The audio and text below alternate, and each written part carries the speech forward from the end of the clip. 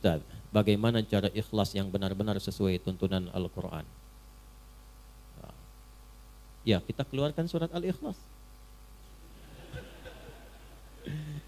Betul nggak? Cara ikhlas sesuai tuntunan Al-Quran, keluarkan surat Al-Ikhlas. Ya sudah. Apa itu ikhlas? Itu dulu cara ngajinya. Apa itu ikhlas? Apa itu ikhlas? Tulus. Apa itu tulus? Ikhlas. Ya. Itulah. Saya tulis ini ya. Baik. Dari belakang kelihatan ini? Oh, bagus. Saya tuh suka kagum ya. Kagum dimanapun berada. Bukan hanya di sini. Kalau saya bertanya kepada yang paling belakang, itu selalu kelihatan. Padahal belum saya tulis. Ikhlas. Ya, ini ya. Tuh, pelan-pelan. Ikhlas ini dari kata akhlasa asalnya. Akhlasa, yukhlisu ikhlasan. Akhlasa, gini. Akhlasa. Akhlasa itu asalnya dari kata khalasa tambah a. Itulah cepat membahasnya, singkat padat. A plus. Ya, ini kan awalan ini a nih, tambahannya. Plus khalasa. Simpan a-nya dulu. Kita ke khalasa dulu. Khalasa itu asalnya sesuatu yang bening, yang enggak bercampur dengan apapun, yang murni. Makanya ini nih dalam bahasa Arab disebut dengan al-ma'ul khalis. Air bening. Bukan air putih. Kalau air putih apa? Susu. Air putih apa? Ya. Kalau yang coklat apa? Teh. Yang hitam apa? Kopi. Yang putih apa? Kalau ini air apa? Bening. Nah, ini khalasa namanya. Khalasa. Kalau dibawa ke pemilik pelakunya disebut khalis. Ya, misalnya ada yang namanya khalis. Maksudnya apa? Orang itu seringkali menyaring segala yang keluar dari dirinya sehingga selalu bening, bersih. Makanya kalau ada orang namanya khalis, kata-katanya nggak boleh kotor. Karena itu bukan bagian dari cermin kebeningan hatinya. Catat itu ya. Termasuk pandangannya jangan memandang yang kotor. Karena itu bukan dari cerminan namanya. Itu khalasa namanya. Kalau kita ingin berusaha menyingkirkan yang kotor, menanggalkan, ditanggalkan, digelincirkan, izalah, tanggalkan supaya yang bersihnya saja yang muncul. Maka tambahkan hamzah di depan kata dasarnya. Jadi khalasa tambah hamzah. Maka harakat ini huruf pertama kan kha fathah ya. Lihat ini fathah. Fathahnya pindahkan ke depan. Jadi a ini sini a. Karena ini dipindah maka ini mati hilang. Jadi akhlasa. Di akhlasa itu usaha yang sungguh-sungguh untuk menghilangkan yang kotor-kotor yang mencampurinya. Sehingga nggak ada campuran lagi. Kalau ini air bening ada campurannya, saya bersihkan campurannya sehingga tersisa yang beningnya saja. Maka prosesnya disebut dengan akhlasa. Sudah? Sifatnya, karakternya, sifat yang membebaskan diri sudah hilang dari campuran sehingga bening saja, itu karakternya, sifatnya disebut dengan ikhlas. Di ikhlas itu asalnya keadaan yang murni, bening, yang tidak bercampur dengan motivasi atau keadaan apapun di luar dengan tujuan pokok yang ingin diraih. Misal, tujuan kita beribadah kan karena Allah kan? Nyembah siapa? Allah, ya. Wa ma khalaqtul jinna wal insa illa liya'budun. Kata Allah, aku enggak ciptakan jin dan manusia kecuali untuk menyembah aku. Maka kalau kita menyembah, nyembah siapa? Allah. Tujuan kita pada siapa? Allah. Maka jangan pernah nanti ada penyerta-penyerta, motif-motif lain yang menyertai ibadah kita sehingga keluar dari fokus. Keluar dari tujuan asal. Karena tidak sedikit nanti ada orang yang ingin ibadahnya seharusnya dilihat Allah karena Allah. Ibadah yang dikerjakan karena ingin diperhatikan Allah sifatnya disebut ihsan namanya. An ta'budallaha ka'annaka tarahu fa illam takun tarahu fa innahu yarak. Hadis Muslim, hadis yang ke-8. Engkau berusaha menyembah Allah dan merasa diawasi sekalipun engkau tak mampu melihatnya. Itu ihsan namanya. Nah, ibadah yang ingin dilihat oleh makhluk bukan khalik disebut riya namanya. Riya. Imam mimpin. Bismillahirrahmanirrahim. Alhamdulillahi rabbil alamin. Maghrib, bagus. Bapak komen setelah sholat. Masya Allah Ustaz, tadi bagus sekali suaranya. Mudah-mudahan Ustaz dijaga. Isya ditambahin cengkoknya dikit. Karena pujian tadi. Alhamdulillahi rabbil alamin. Misalkan, karena tujuan untuk didengar oleh orang yang tadi. Atau ingin kelihatan oleh yang lain, saya pun bisa sholat berjamaah. Maka ingin dilihat disebut dengan riya, ingin didengar disebut dengan sum'ah. Itu yang menggeser dari ihsan. Fawailul lil musallin alladzina hum an salatihim sahun alladzina hum yuraun. Riya itu pengen dilihat orang. Bahasa kekiniannya pencitraan. Paham? Sedekah karena pencitraan. Bapak, ada Masjid Miftahul Jannah di Gede Bage akan renovasi. Saya yang tanggung semuanya. Saya kasih 1 miliar. Tapi tolong pasang spanduk dari Sabang sampai Merauke. Ini Haji Fulan, misal. Nah, itu riya namanya. Itu mencampur sesuatu dari yang pokok. Kalau kita ingin tepikan berusaha lillah, sifatnya disebut dengan ikhlas. Orang yang berusaha mewujudkan itu, berusaha namanya mukhlis. Jamaknya mukhlisin. Nah, kita itu diperintahkan oleh Allah sepanjang ibadah usahakan yang ikhlas. Jadi usaha kita yang dilihat oleh Allah. Nanti Allah yang ngasih hasilnya. Orang yang berusaha untuk ikhlas disebut mukhlis, jamaknya mukhlisin. Turun surah Al-Bayyinah, surah 98 ayat 5. Wa ma umiru illa liya'budullaha mukhlishina lahud din. Kalau sudah dapat ikhlas itu diberikan oleh Allah dalam hati. Kalau sudah ada dalam hati, enggak pamrih. Dia enggak mikir apa-apa. Yang penting Allah ridha. Jadi walaupun dia ngasih ketahuan orang, dia udah enggak peduli dengan orang. Jadi ada level seperti itu ada. Sudah enggak ngaruh, mau muji mau enggak, kadang-kadang dia potong. Akhi, wah antum itu, udah. Itu mah rezekinya dia aja ditipin Allah sama saya. Kalimat itu sudah nyaman. Tertanam dalam jiwanya, fokus tujuan ibadah hanya lillah. Kalau sudah Allah berikan sifat ikhlas itu berubah dari mukhlis menjadi mukhlas. Ada ikhlas, ada mukhlis, ada mukhlas. Mukhlis, ada mukhlas. Kalau sudah mukhlas, maka tingkat ini adalah tingkat di antara yang tertinggi dari hamba Allah yang sulit ditembus oleh setan. Jadi setan itu kalau sudah ketemu orang mukhlas, dia sudah give up. Nyerah dia. Memang dia masih menggoda untuk menunaikan tugas gitu kan. Ya, tapi tugasnya menjadi formalitas karena nggak bisa ditembus. Itu sudah pengakuan setan sendiri. Ada di mana? Di surah 15 ayat ke-40. Nah, Quran surah Al-Hijr surah 15 ayat 40. Illa ibadaka minhumul mukhlasin. Ya Allah, aku akan goda setiap anak cucu Adam dari depan, dari belakang, dari kanan, dari kiri. Di kanan, kiri, depan, belakang itu setan datang. Ya, kenapa enggak dari atas? Karena atas itu adalah bagian dari Allah untuk memberikan bimbingan lewat malaikat. Kenapa enggak di bawah? Sudah dikubur. Kalau sudah dikubur, setan enggak goda lagi. Kalau setan masih menggoda mayit, kurang kerjaan setannya. Orang udah enggak ada beban ibadah kok masih digoda. Paham ya? Nah, inilah mukhlas. Kalau sudah jadi mukhlas enggak bisa ditembus. Illa ibadaka minhumul mukhlasin. Kecuali hambamu yang mukhlas. Makanya suratnya surah 15. 15 itu Al-Hijr. Hijr itu benteng. Jadi kalau kita sudah ikhlas baik, punya benteng kita yang gak bisa ditembus. Tetap digoda. Tapi bukan berarti selamanya akan begitu. Masih dipertahankan. Pertahankan dengan apa? Dengan jalan. Apa jalannya? Jalan besar itu disebut syara. Konsepsinya disebut dengan syariat. Maka munculnya syariat. Jadi untuk ikhlas itu lewat syariat. Apa bentuknya? Nanti turunannya lewat ibadah.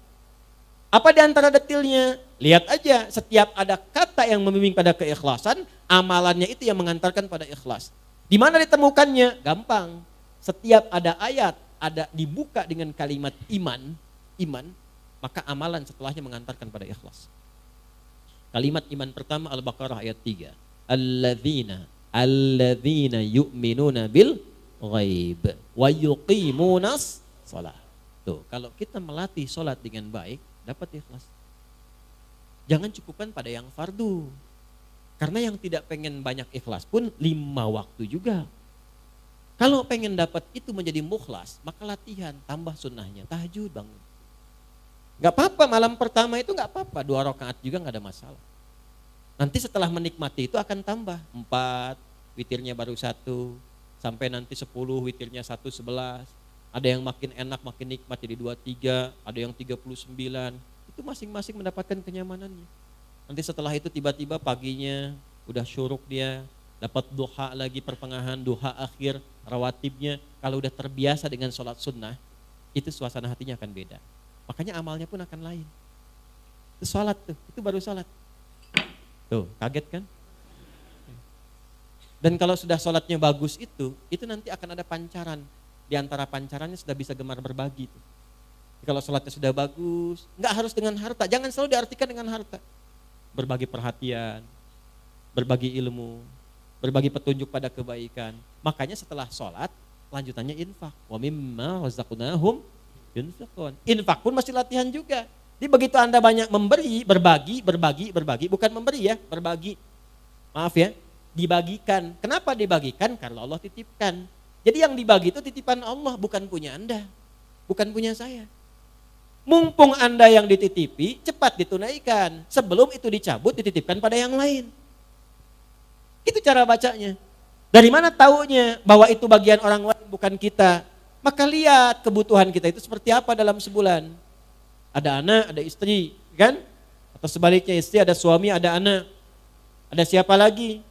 Bagaimana kebutuhan sebulannya? Berapa banyak yang dibutuhkan? Keluarkan dulu, simpan dulu. Lalu setelah itu, kalau kita sebut bagian dari kelebihan, apa rencana-rencana masa depan yang paling dekat? Atau yang jauh, itu yang kita sebut dengan tabungan. Kalau sudah terpenuhi itu, lebih dari itu hak orang lain yang Allah titipkan lewat kita. Nanti disebutnya infak. Infak itu banyak nanti. Kan infak pertama untuk keluarga. An-Nisa ayat 34. Infak kedua untuk kerabat terdekat nanti. Seperti orang tua. Orang tua itu bukan dizakati, tapi diinfaki. Dalilnya mana? Al-Baqarah ayat 215. Yas'alunaka madza yunfiqun. Mereka bertanya pada Muhammad sallallahu alaihi wasallam, apa yang harus diinfakkan? Qul ma anfaqtum min khair. Kalau mau infak kata Allah yang terbaik. Jangan engkau enggak suka lihatnya saja dibagi orang. Itu ada di Al-Baqarah ayat 267 sampai 269. Wala tayammamul khabitha minhu tunfiquna walastum biakhidhihi illa an tughmidu fi. Jangan kasih orang benda yang kamu lihat saja sudah enggak suka. Ya, jangan masukin kotak infak. Keadaan uang yang Anda lihat aja udah enggak suka.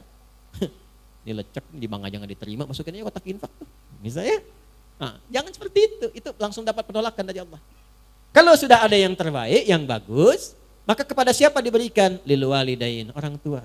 Orang tua tuh memang enggak pernah minta di lisannya. Tipikalnya begitu. Tapi kadang-kadang kode kerasnya itu sering muncul lewat sikap. Itu harus pandai dibaca. Alhamdulillah. Nah, mama cekap teh jagong oge ya. Oh, berarti kemarin makan jagung. Segera kirimkan berasnya. Ya, oh, pengen mangga. Tadi ngalangkung ke Kosambi. Ini rawas pisan ketinggalnya. Cepat ke Kosambi. Apa yang disebutkan cari. Kalau memang bisa didapatkan. Kalau ada kelebihan harta yang Allah titipkan, orang tua 9 bulan lebih 10 hari dikandung, dirawat-rawat, diberikan ASI. Kalaupun Anda sukses kata Allah, jangan bangga dulu, bukan karena kerja keras Anda. Mungkin itu tangisan ibu Anda yang sering berdoa kepada Allah. Minta anaknya jangan seperti saya ya Allah. Mengitu keluh keringat ayah Anda yang dulunya ke sawah, serabutan, minta sama Allah, ya Allah, tinggikan derajat anak saya. Jadikan dia lebih nyaman. Gak apa-apa saya begini ya Allah, yang penting anak saya nyaman tidurnya. Kuliahnya tinggikan, sekolahnya tinggikan, berikan derajatnya. Makanya ketika Anda tumbuh dan sukses, bahkan sukses, itu yang pertama diminta oleh Allah dan diperintahkan berdoa mensyukuri itu dengan mengarahkan doa pada orang tua. Qala rabbi auzi'ni an ashkura ni'mataka allati an'amta wa ala walidayya. Itu ada di Quran surah 46 ayat ke-15. Kalau Anda merasa udah usia 40 tahun bahkan udah sukses, udah hebat, jangan membanggakan usaha Anda, kata Allah. Mungkin itu saham terbesarnya adalah amalan orang tua Anda. Maka dari itu kalau belum mampu memberikan sesuatu yang ya kalau membalas itu nggak mungkin. Yang bisa dilakukan adalah memberikan kasih yang sekiranya mendekati apa yang bisa dilakukan. Ada seorang anak mengatakan pada orang tuanya setelah dia memberikan bakti luar biasa. Ya. Jadi ini kisah nyata. Saya tuh dulu waktu 90-an tuh masih banyak buku-buku bagus tuh. Sekarang tuh sudah nggak banyak maknanya gitu ya. Semua dicetak aja gitu. Ya, dulu tuh berkualitas buku-buku, banyak kisah-kisah orang soleh, 40 kisah orang-orang soleh, banyak sekali.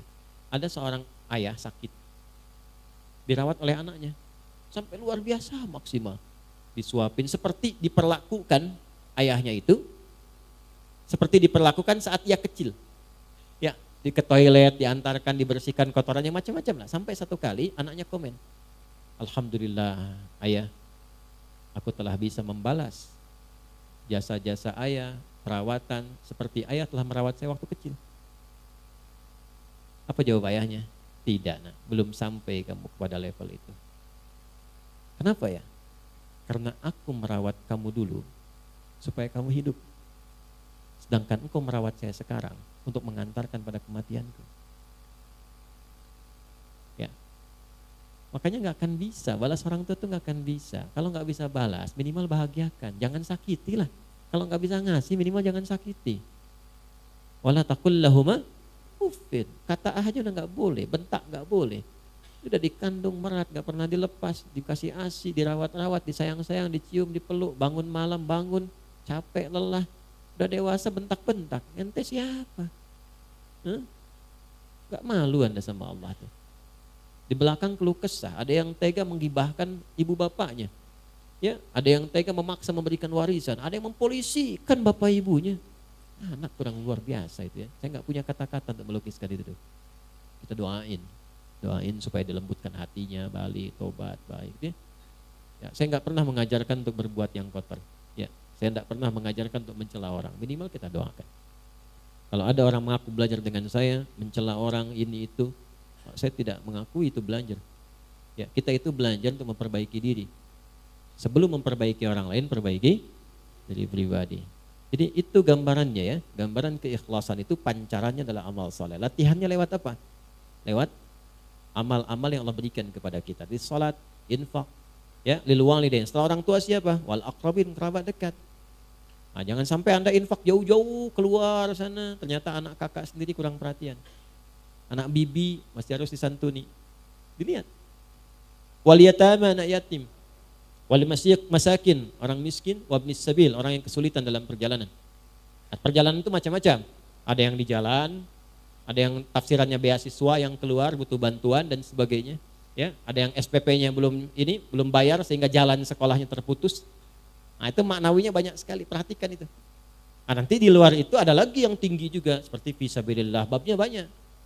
Nah, yang pokok apa? Zakat. Itu kalau udah berlatih, coba latihan ya. Ada orang-orang yang kalau ba'da subuh tuh suka keluar tuh. Coba deh ikuti itu. Itu tuh Masya Allah. Ginilah, besok tuh Jumat. Gak usah banyak-banyak lah. Ya, 1.000, 2.000 atau 5.000, siapkan aja untuk infak. Tapi saya minta nih, Anda keluarkan dengan tangan Anda sendiri. Banyak di jalan tuh. Atau sekitaran Anda. Cari betul-betul kualifikasi orang yang memang memerlukan itu. Yang sudah sepuh keliling, panggul dengan keringatnya itu. Jualan donat, jualan ini, jualan itu, jualan macam-macam. Dekati. Terima kasih Pak. Mohon maaf, ini ada titipan loh, titipkan lewat saya. Memang gak banyak, cuman tolong doakan aja Pak ya. Saya diberikan kesehatan kebaikan. Anda berikan, itu perhatikan bagaimana yang keluar di lisan mereka. Mudah-mudahan Acep sehat, dipasihan rezeki berlipat, keluarga itu tuh mahal sekali, mahal. Dan itu bisa menambah motivasi Anda untuk besok berangkat lagi. Coba sesekali deh mendapatkan doa dari orang-orang seperti itu. Itu mustajab sekali. Nah, mungkin usaha Anda sukses itu dari doa orang-orang seperti itu. Bukan karena hebatnya Anda, karena kan yang punya rezeki Allah. Bagaimana Allah bisa menggerakkan semua rezeki itu dekat dengan Anda? Jangan dikira mudah begitu saja. Kalau cuma begitu, Korun lebih jagoan. Korun tuh mengatakan, komen pertama Korun yang di dislike oleh semua generasi setelahnya, walaupun diviralkan. Apa dia katakan? Ini karena ilmu saya. Ya. Maka Allah nggak suka. Diadakanlah likuifasi, ditenggelamkan, dilumat ya dengan tanah sekalian, dengan semua harta-hartanya. Gitu. Jelas ya?